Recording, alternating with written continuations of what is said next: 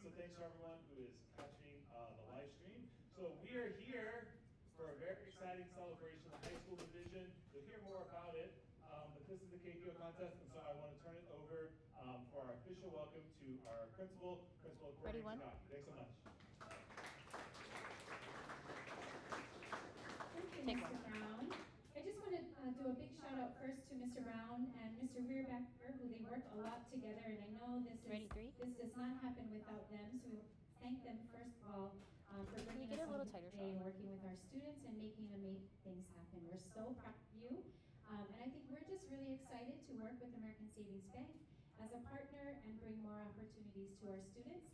And a prize like this definitely brings more opportunities. So we're so very thankful. I want to thank the family for able to join us today and come. And then the amazing students from the advisory. Give yourselves a round of applause for all of the work that you all do every day. Thank you. We have some of our special guests here today with us. We have Hawai'i from Mahalo.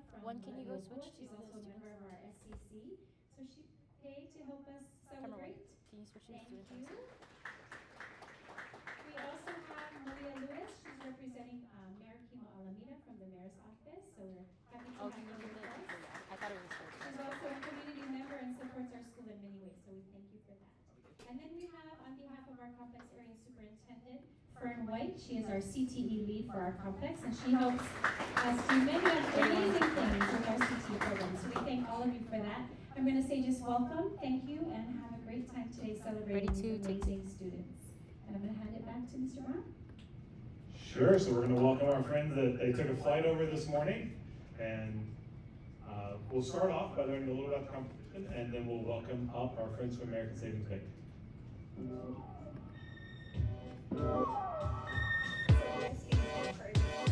So ASB's Bank for Education KeikiCo Contest is a business plan competition for students grades 3 through 12 to have an opportunity to identify a problem or opportunity in their community and come up with an innovative way to solve a problem and turn it into a business idea.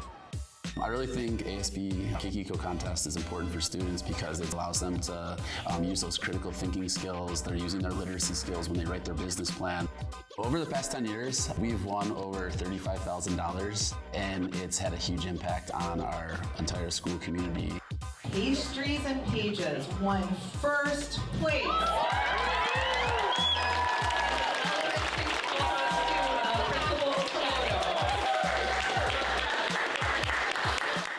School paper asked us what do we want to do with our monies, and I wanted to give back to my community. You ask me what I teach Kuleana, and that's what we need to be teaching in all of our schools. We thought this is just a fun thing. I mean, the odds of us winning are very low, but then we found out we won, and then I kind of think that we established confidence in us.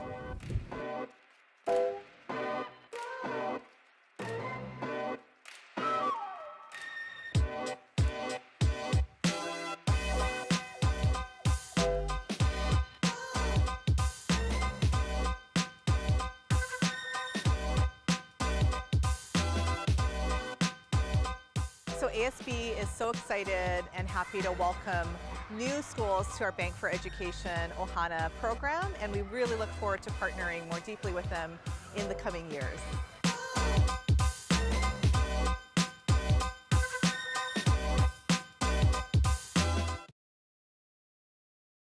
About the competition, and obviously we're here for a reason, and for that we'd like to welcome up the Executive Vice President from ASB for this morning, Executive Vice President Dani.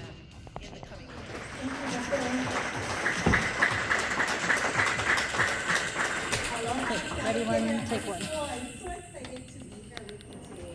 About the competition, and obviously we're here for a reason, and for that we'd like to welcome up the Executive Vice President from ASB for this morning, Executive Vice President Dani.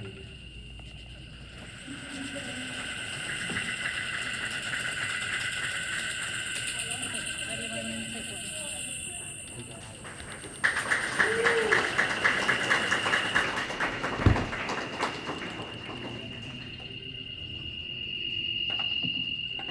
Ready, two, take two.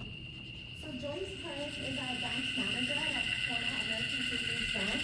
and she is a 2003 Kealakehe High School graduate. So Ready, it's one, so take special and great to be here. Many of our students are graduates of Kealakehe. So as the video shared, KeikiCo is all about creativity, teamwork, and just really taking care of Camera our one, can we get an community. audience shot? And with that, we would like to share the winning team, which is Oh, get the team. Malama Mat. So if you could please join me. Ready, one, take one, follow them. Fire, fire, fire. Beautiful, beautiful. Camera two, ready, two, take two. Mr. Brown, could you join us as well, please? Ready, three.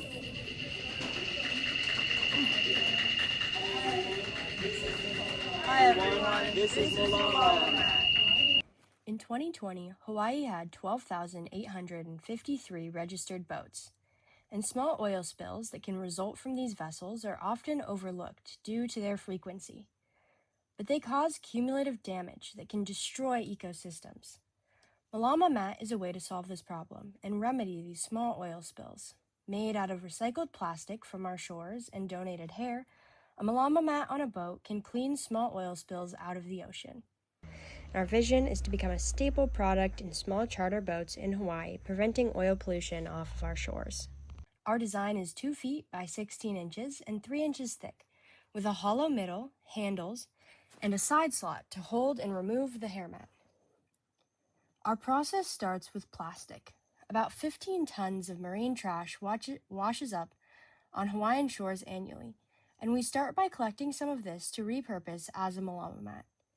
We then mechanically repurpose it, grinding it down back into plastic pellets. This plastic is then melted and put into Malama Mat molds. While this process is happening, we are also collecting donations of hair and fur from the community to repurpose as hair mats. We then felt and compress the hair into a mat that can absorb 5 times its weight in oil. The Malama Mat is sold as either a set of the Malama Mat and the hair mat for $65, or as an individual hair mat for $15 when yours becomes full. If your boat spills a small amount of oil, you simply grab your Malama Mat, hold it on top of the spill until the oil is gone, and store it back on deck. When it becomes full, you simply take out the mat, return it to a Malama Mat facility, and replace it. If you or anyone you know owns a small charter boat, Malama Mat might be the solution for you to help prevent the destruction of our coastal ecosystems. Malama Aina with Malama Mat.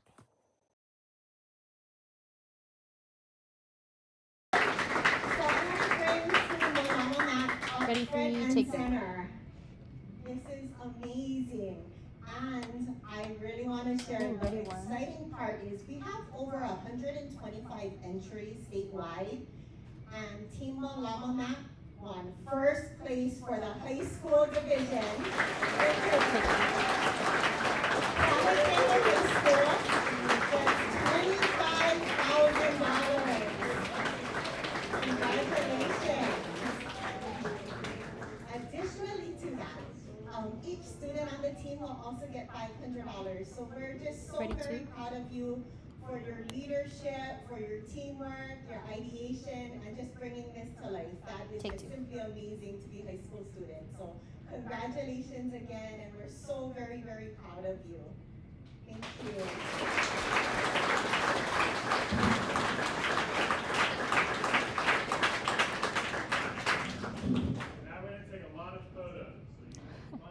Ready, three, take three.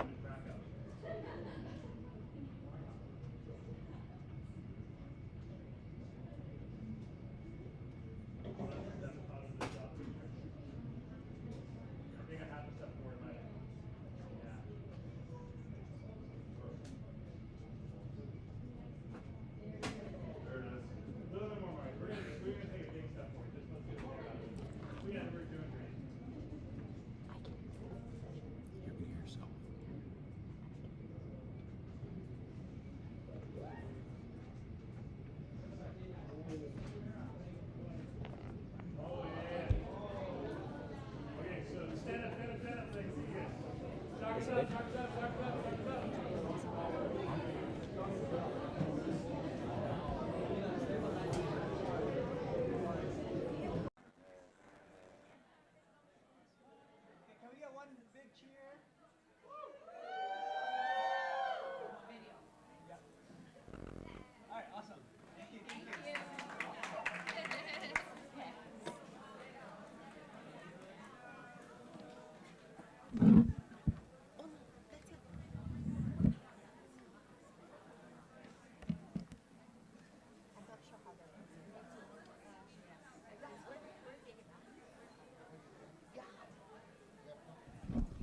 Can we get another big hand for the students and for our friends at ASB for creating this awesome opportunity?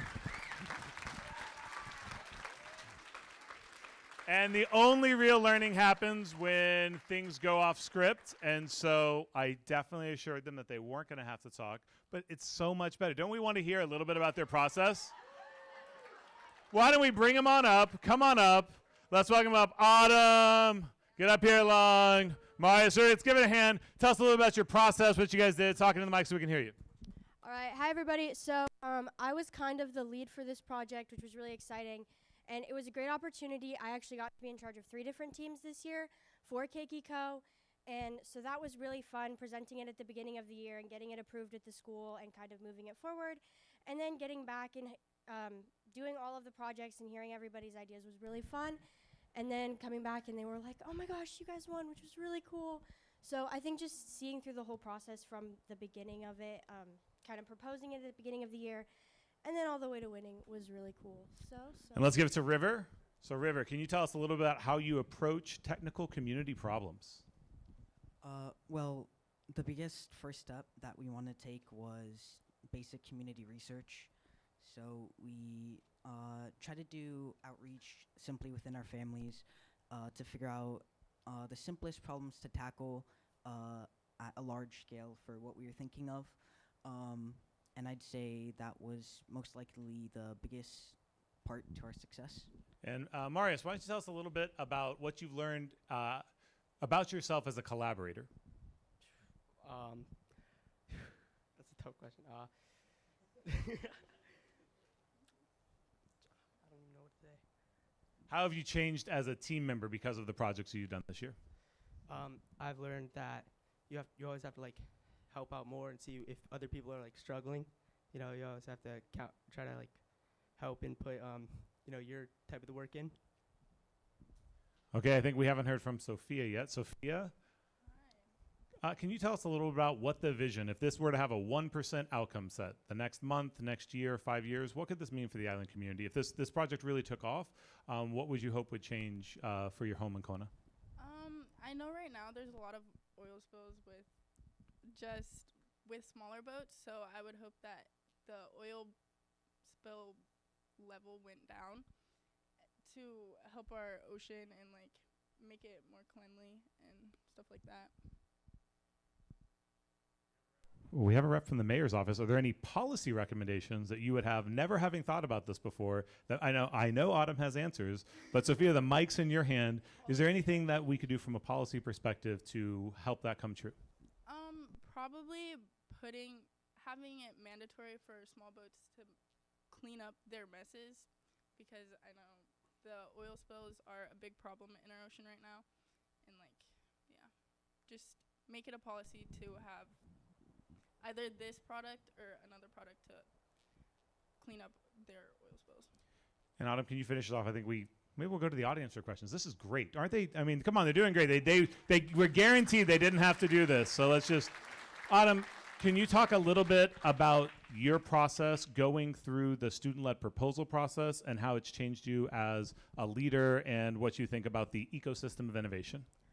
I think that it was a really great opportunity to kind of get to be in charge of a project and have to propose it at the beginning of the year, because it kind of gave us this process and a plan almost, because it can be really challenging to start a bigger project, and so having it be forced for you to make a plan and have a process set ahead of time was really helpful. And then having it go through our community and get recommendations going forward in those projects. It's like presenting it at the beginning of the year and then just having the community feedback from people like Mr. Brown and alums and school staff members kind of helped a lot in the process of figuring out how we wanted to do the projects. And so I think that process was super helpful when it came to moving forward with these kinds of projects. And I think it's really helpful for the future. Also talking about doing more projects similar to KeikiCo and obviously KeikiCo next year, just talking about how we're gonna keep doing more of these competition type processes. Ms. Swanson has a question. She's your English teacher. This could go anywhere. Will it go in an English direction? No. So I'm so curious about your prototype. Do you guys have a working prototype that you built? Where did you source the go grab it, hair? River? Okay, so we have a really small scaled prototype of it, so it's not full size, but it is really small. And the idea for the hair is that it would be collected from local barbershops and dog groomers, because we know that a lot of the local community cares a lot about our coral reefs, and so we think it would be really feasible to kind of get in contact with those people and kind of have them donate things because they want to help out in the community. So I think that's really realistic to have that be a collection in local community. River, tell me about the prototype process. What was the manufacturing of that? We decided to simply 3D print it, at least for such a small scale like this. In the future, if this were to become a more large-scale product, we would probably improve it by sanding it down, making sure it was smooth, and then punching more holes into the actual prototype itself, because we want there to be less drag when it's going through the water. We want it to be able to glide through smoothly as possible while cleaning up the oil. And we'd probably create bigger hinges on the side here and maybe a hook. That way, instead of having to have it be manually taken out, it could passively be either on the side or on the back, tailored onto a boat, just for basic convenience.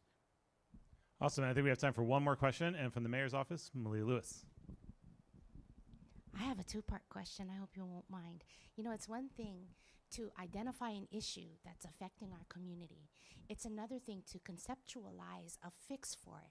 But the biggest part is actually coming up with a design and a prototype that's effective and that you can duplicate. So my question for you is, what is your plan to produce these going forward? My second part of my question would be, would you be willing to talk to some of the county officials, let's say from research and development, about your idea and how we can help support you get your messaging out? Well, as for the first part of your question, relatively, I'd say that our prototype, it's pretty simple. There's not much to be improved on besides large-scale manufacturing, like you mentioned. So the prototype isn't the biggest problem when it comes to any large-scale manufacturing. The biggest problem would be the hair mat itself. You see, we would need to collaborate with a lot of other people, maybe hair salons or vets, to be able to collect, like Autumn said previously, hair and or fur, to create that mesh. And then the process of actually creating the mesh at the scale that we're thinking of would require at least some type of small facility and or 10-ish workers, considering we were thinking for this product to go statewide. And as for the second part of your question, I think Autumn would like to talk to you. So for the second part of the question, yeah, we would totally love to get in contact with anyone at the mayor's office about R&D and kind of testing it a lot more, because we haven't gotten to do a lot of in-field testing. I think that would be a really important part of the process. Okay, I think that was the bell. Thank y'all so much. Let's give one more big hand for these kids. There's some snacks in the back. Have a delightful day. Congratulations, everyone.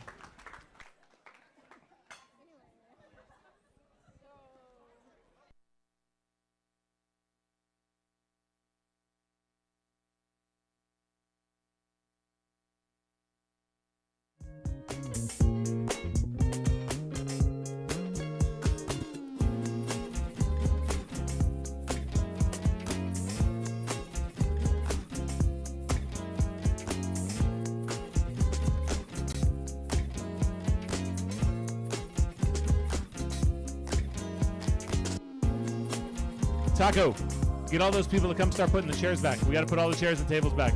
You're just leaving. You're just leaving. Ladybugs, not locusts. Ladybugs, not locusts. I see a lot of stacking. We got to move some tables, move some chairs. Moving chairs. Ladybugs, not locusts, right, Levi?